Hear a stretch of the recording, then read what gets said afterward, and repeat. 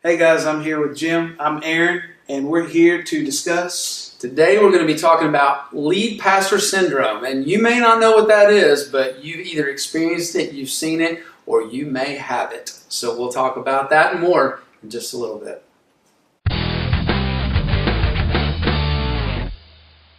So today we're talking about pastor syndrome, senior pastor, lead pastor syndrome, and that's something that's kind of important to us because we've had a little bit of experience through the years, seen some things kind of make us nervous. It actually kind of makes you nervous sometimes to become the leader of a church because you kind of look down the road at some of the stuff you've seen and you think, I hope I don't get like that. Right. And so we've seen pastors kind of undo everything they work for. Like they had a great run, like for a long time, and then right at kind of at the end, or maybe at the end of their time somewhere, they kind of get this aura about them, the way they start doing things, that it just seems like it's all of a sudden counterproductive. They blow things up.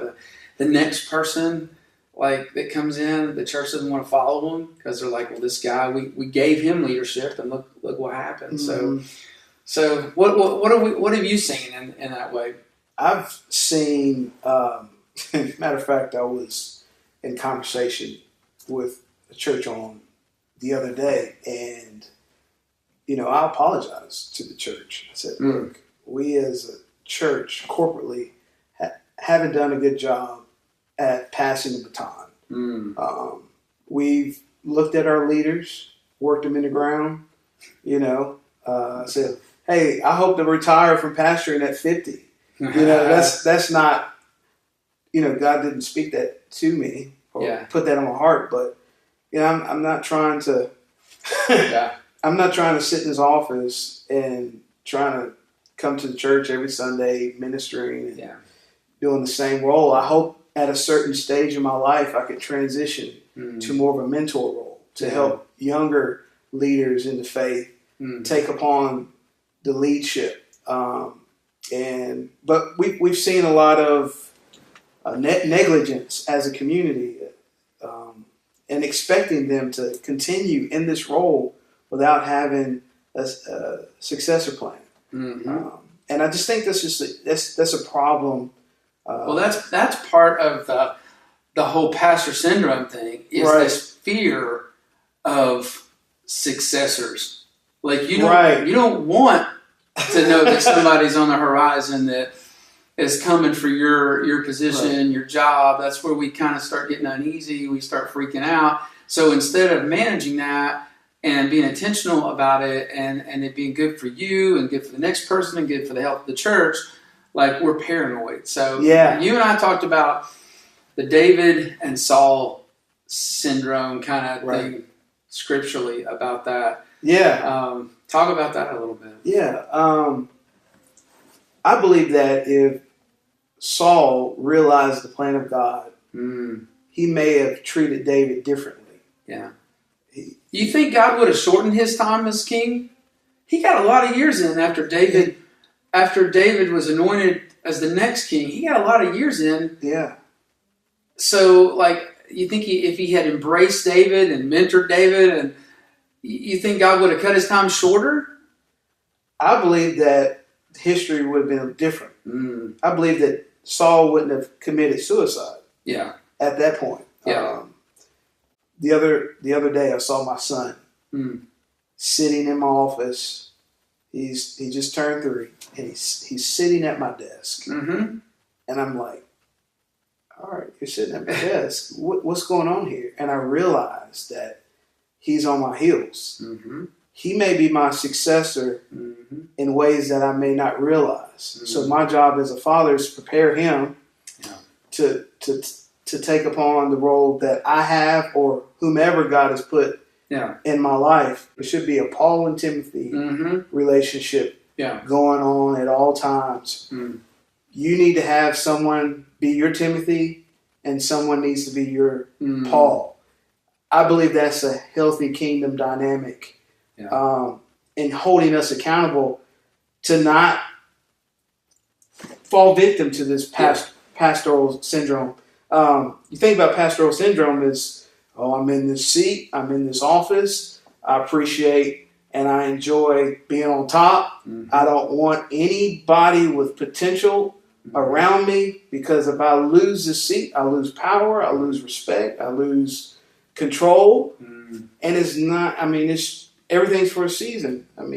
God's allowed us to sit in this seat for a season, and we need to value that, but do our job at passing the baton. Well, some of it is an attitude. Like, God may have it for you to be at a place for a long, long time, and that's great. But there's this some of the symptoms of pastor syndrome or lead pastor syndrome is just that at some point everything kind of becomes all about you. Right. It becomes more about protecting your leadership, than it is anything else. More than likely, staff members are going to kind of get chewed up in the wake. Yeah. Because they're not going to feel like that they ever have potential to lead, because you're afraid to let anybody else lead. It needs to come back to you. The attention needs to be on you. If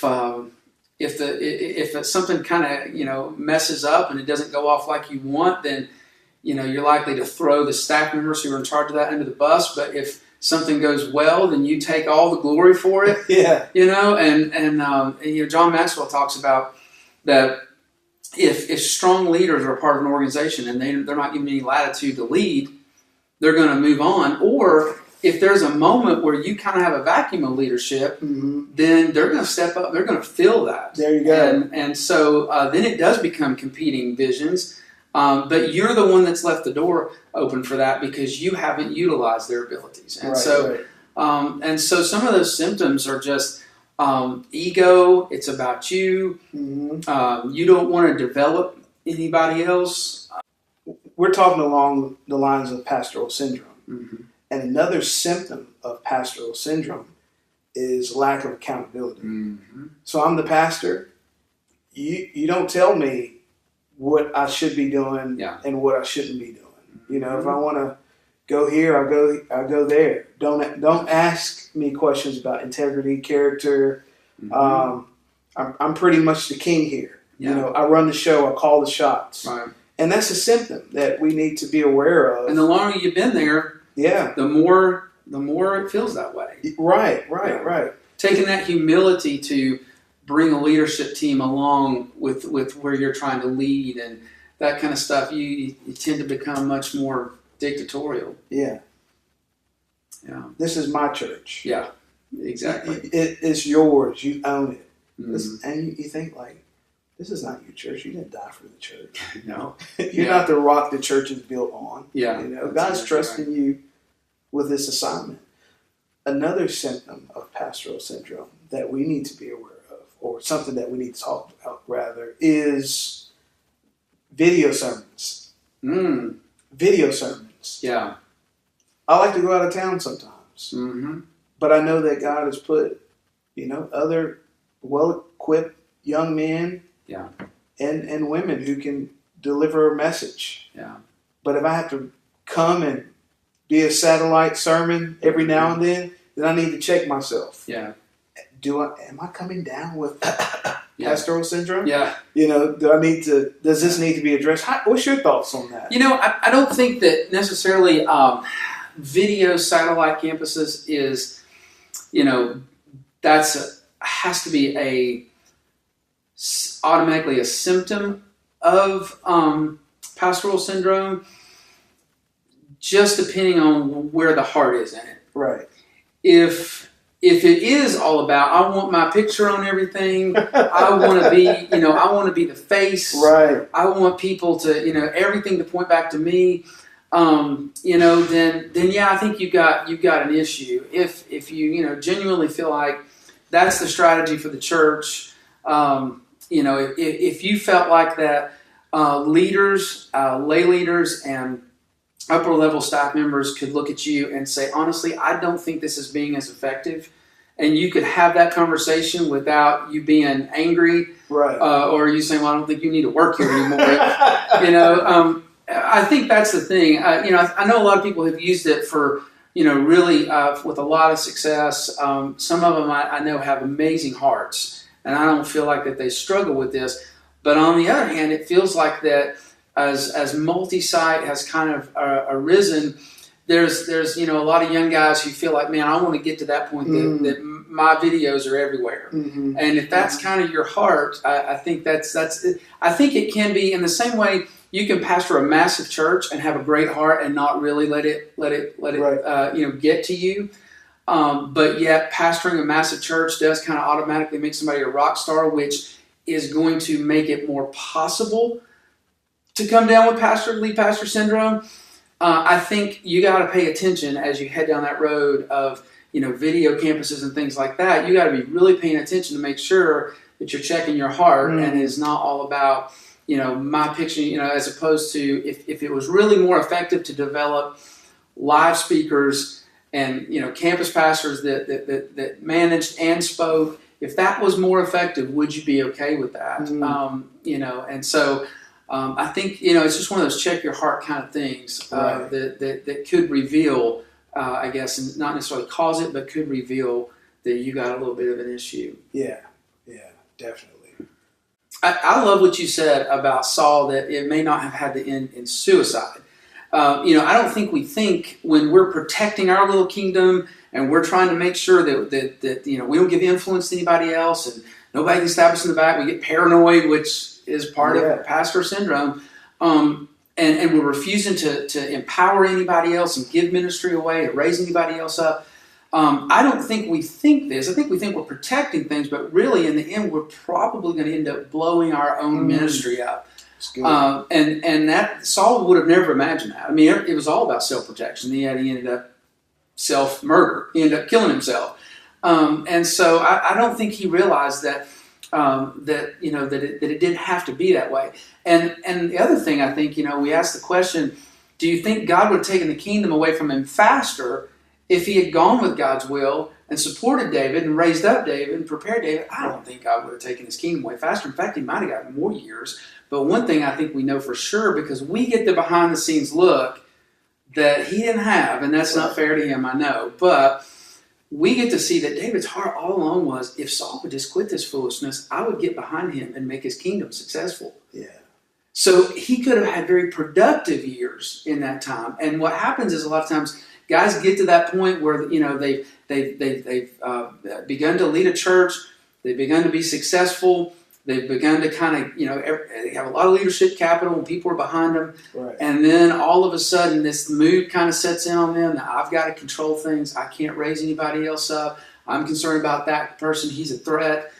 And then all of a sudden we spend all the last of our years unproductive and eventually kind of doing ourselves in, so to speak, with our leadership. And so it's tragic. And that's why this issue is something that if you lead a church, you really have to pay attention to this, because there is this push, there's this feel, especially if you start leading a church, 500, 600, 700, 1,000, 1,500, 2,000, like people will put you in a certain place that you need to not ever really fully believe your own press clippings, and if you're not paying attention to that, something will turn in your heart, and it's probably a pride thing. So here's the deal. We talked about Saul and how he ended up, and also how things could be different if he responded differently. But today, for the people that are tuning in and listening, my question is to that young man or young lady who's like, hey, this is great. My question is, what is our message to the Davids out there that may be serving under or alongside of Saul? Like, and I think along the lines of, it is hard serving alongside or under the leadership of a Saul. Yeah. When you look at that person and you're like, man, I honor you, I value you, you're awesome. I want to do this just like you. I want to do that just like you. And the person that you're looking up to is trying to kill you. I mean, literally, they're trying to finish you spiritually. So we think about all the Davids who are coming up under that model, and they're dying off, or they're quitting, or they're giving up. And I would say, David, to all the Davids out there, be encouraged. just hang in there. I recall a story where God has allowed me to take upon a certain ministry, so to speak. And I'm part of many ministries, and I know some people will try to figure it out, but you won't. But I came in a situation where things weren't to the best, and there was a certain person as a successor, and they realized that I was a David, but they didn't realize that they were a Saul. And once that fell in place, that the person's like, okay, this guy's on my heels, and he's the next. Yeah. Even though the person who was the Saul in this story, they knew they were transitioning onto something else. They wanted to hang on to that syndrome of, I'm not going anywhere, and I'm going to make sure that you're gone. And back to the Saul story, the biblical model of Saul and David. I believe, just using my imagination, I believe that if Saul would have helped David and raised him up, God would have transitioned Saul into another season. He could have had moved over to the next region or mentored David. God could have gave him a second chance. Yeah. God's without a second chance. Yeah. Wow. So I think that for the Davids, you need to hang on, and also to just drop this question on you: what's the message to the Sauls? Well, first of all, to the Sauls, I think kind of along the lines of what we've been talking about. You gotta check your heart all the time, and you gotta find somebody you're accountable to, somebody that can look you in the eyes and say, when you sit down with them and say, man, I got this staff member, I got this young leader in the church, and man, I just feel like that that they're pushing me, or I feel like that they've got all these ideas, and it's going to stir people up, and it's going to that somebody look at you and say, do you hear yourself? Wow. Like you remember when you were that kid's age and you were so excited about ministry and what God was laying on your heart, and you remember what those moments were like, and nobody really wanted to kind of take a chance on you and give you leadership. You got to have somebody in your life that can speak into your life and kind of correct the course when you're off. That's what's so dangerous about this is I think you just get locked in and you just don't realize it. It might be your wife. Your wife may have said several times, like, wow, you seem to have a real problem with so-and-so, or wow, you got issues, and you just kind of, push it aside, but maybe you need to listen. So to David's, there's several different options. I mean, you don't have to stay with a certain organization just because you're there. And so that's one thing.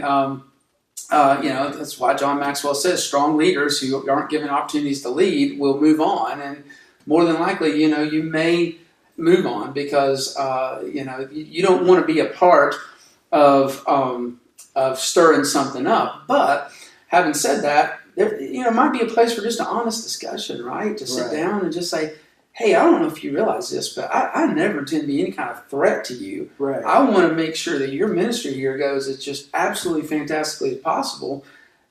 What can I do? I feel like there's this tension, just call it out. That may or may not work. But first of all, I think that's a biblical, way to handle it is to get eyeball to eyeball and have a conversation. But yeah, I think that's important. The other thing is, there's a great book out by Clay Scroggins. I think it's called How to Lead When You're Not in Charge. It won't be hard to find if you kind of look up those kinds of things. But, here's a guy who is under Andy Stanley at North Point Community Church. Like there's nobody that's more set in stone as the leader. Yeah. And not only is, of course, Andy the leader of North Point Ministries, but he was the original campus pastor of North Point Community Church. And they spun the other ones off, and they are video campuses. And honestly, he's one of those people that I would say is actually very humble about the fact that his videos are everywhere. And I think part of the cool thing about that is it's not just always his videos, and he started making that transition to where Jeff Henderson sometimes was the video that went everywhere. Clay Scroggins was the video that went everywhere. But still, you want to talk about being in a leadership shadow. Mm-hmm. And why in the world would you ever think that Clay Scroggins' views are going to be significant as long as Andy Stanley has something to say? But, he writes this book explaining how that, of course, in their culture, they're good about raising up strong leaders. And that's why they have strong leaders everywhere. But Clay does a good job of talking about how to be a really strong leader in a situation where you're not the leader, you're not the main leader. And I think that's important. Sometimes when we're young, which has been a while for me now, you can kind of come across in a way you don't realize how you're communicating, and you don't realize that you seem, threatening. For the Sauls, one thing we haven't talked about, and you alluded to it earlier, was a succession plan. Right. That's very important. Talk a little bit about that. I'm going to speak from the perspective of the Black church. Okay. In the Black church, and there's a difference of churches, especially communities that you're part of. Mm-hmm. I love the multi-ethnic church. I love the church of every tribe, tongue, and nation. But in the Black church, we will work you to death. Mm-hmm. You'll pastor till you're 80. Yeah. I mean, you'll literally see pastors stumbling up to the pulpit. Mm. Deacons having to carry them. Oh, man. When they preach, they're stumbling over sermons. Mm. And I believe that's, bad stewardship from a community of faith perspective and church leadership perspective.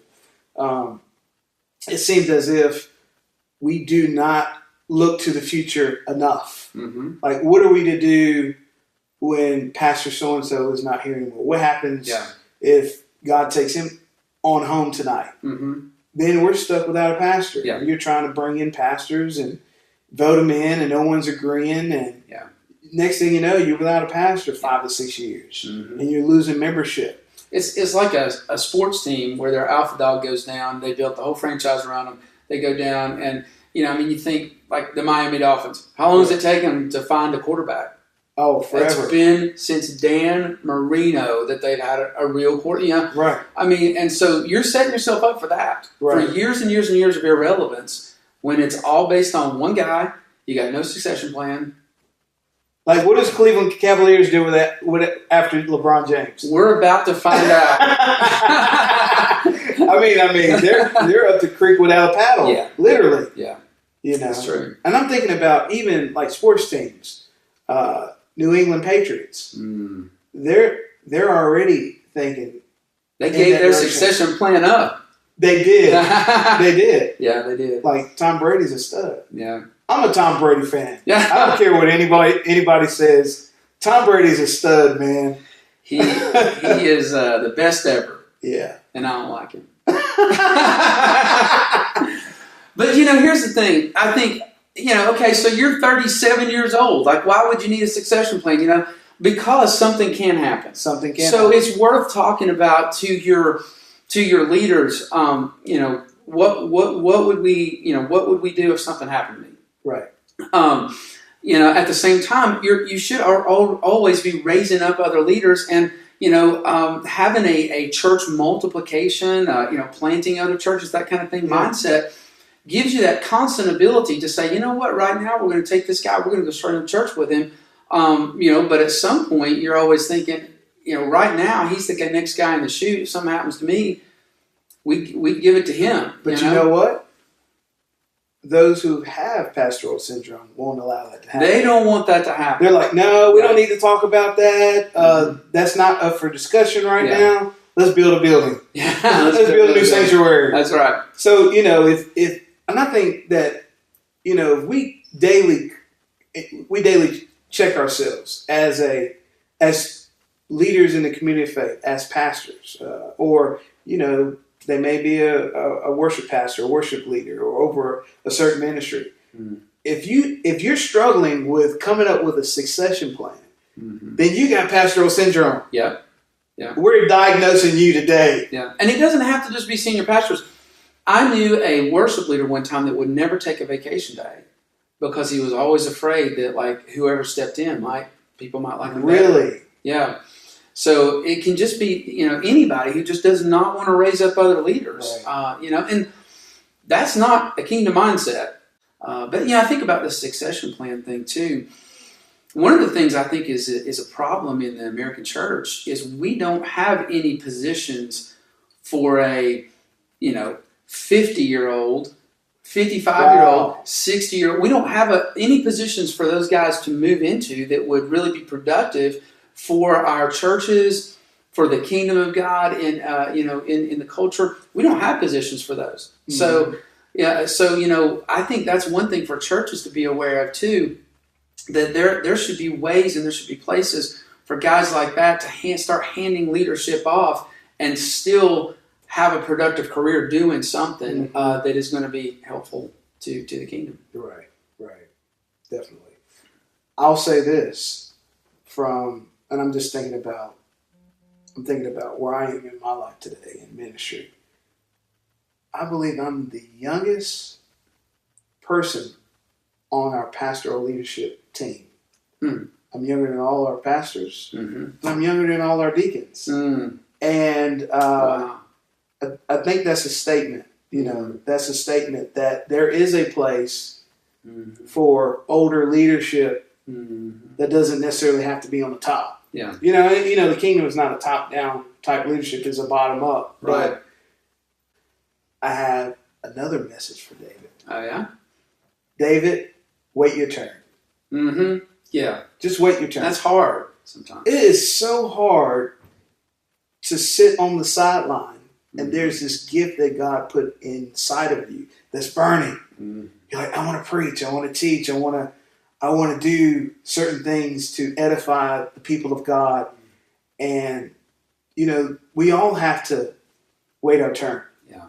Even though that gift may be burning, go out and minister to someone at Walmart. Just pray for someone. I mean, it doesn't have to be on a certain platform or a certain stage. Yeah. And I think in terms of David's carrying this gift or ability that we believe that God put on the inside of us, we're just waiting to get in front of a crowd. Mm-hmm. And that time may not be now. Yeah. It may be later.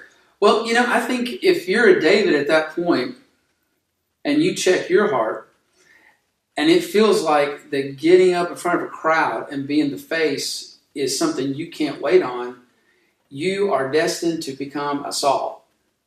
So you need to check it now. Right. It's it's not that we have 25-year-old church planners nowadays that are out getting it done, and that's great. I think it's fantastic.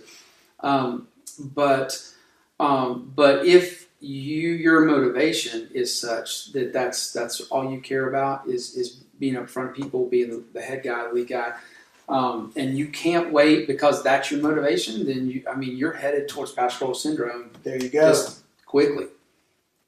We're diagnosing you today. Yeah. Early onset pastoral syndrome is wow. what you got. Yeah. Wow. Very true. Thinking of pastoral syndrome, it's good to have people in your life who will check you. Yeah.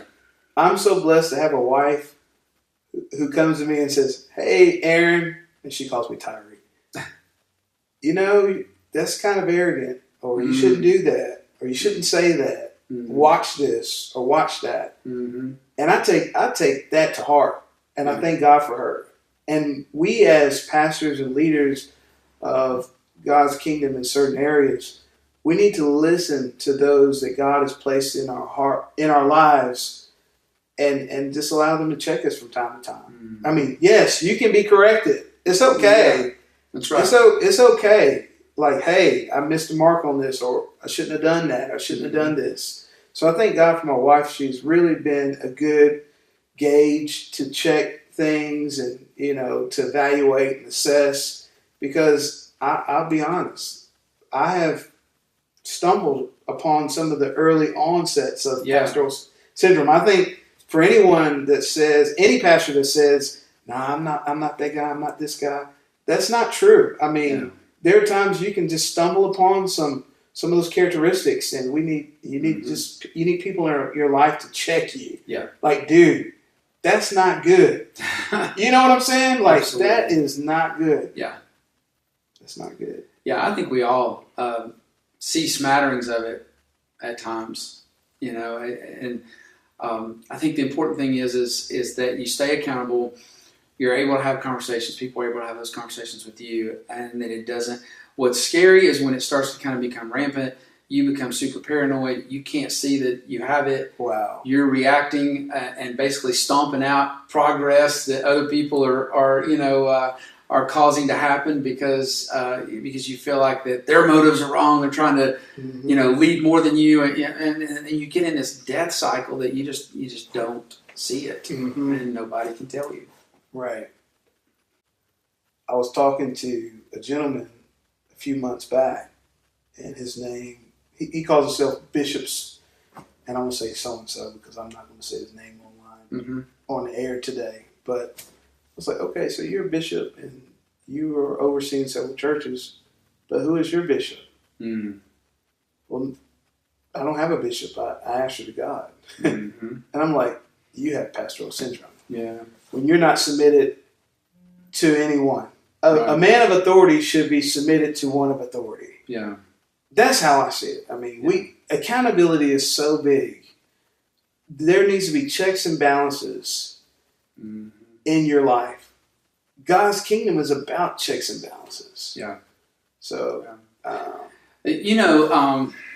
I started the church that I pastor, and a couple of things that we did up front, because I actually, early in my ministry, kind of got a little bit freaked out about pastoral syndrome. This is an area that I'm super passionate about. And so I wanted the staff to be able to lead the church and not have a ton of red tape necessarily, but I also wanted a high degree of accountability. And so I actually set up the church that I started so that the leadership team of the church can fire me at any time without a church vote. And they do my evaluation, and they incorporate in my evaluation the people who work under me on staff. So they hear from the people who aren't having a good time following me. They say, hey, let me tell you, Jim's a jerk, and somebody ought to tell him, and you can only do so much of that, because sometimes people under you, don't necessarily want to be as open about it. The people that are on the leadership team, they're not in the office day in, day out. They don't see a lot of things. So, but still, you try to do everything you can to make sure that you are accountable. And then two, not only did I kind of feel like that smaller community churches would be more effective, but I never really wanted to pastor a 1,000-person church myself, where the attention was on me and I was kind of the central figure. And so we kind of set it up to where it's more, I pastor a small campus, and we start other campuses, and none of them are massive, but they're strong, they're healthy, they're growing, but not, one person isn't the focus of a 700-800 person church. And so those are some things that I was trying to be intentional about, and so I'll go speak at some of our other campuses, and if somebody's only been there 6 months and I haven't rotated around that, people literally will walk up to me and say, hi, I'm so-and-so, how long have you been coming? And I'm like, well, I started the whole organization, but they don't know that. Right. I'm not that person in their mind. They don't, it's not impressive to them. I'm just the guy that they shipped over from the other campus today. And I think that's good. I think that's good. For me. Again, some people can handle it. I don't know if I can handle it or not handle it. I was afraid to put myself in that situation. And so there's been some kind of intentional things I've tried to do to try to avoid, temptation to go down that road. Another symptom of pastoral syndrome is when that person or you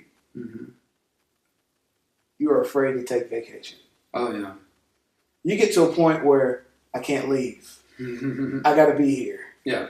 And your family's like, hey, let's go to the beach for a couple days. Yeah. Or let's get out of town, and you're like, oh no, I can't miss a Sunday. Yeah.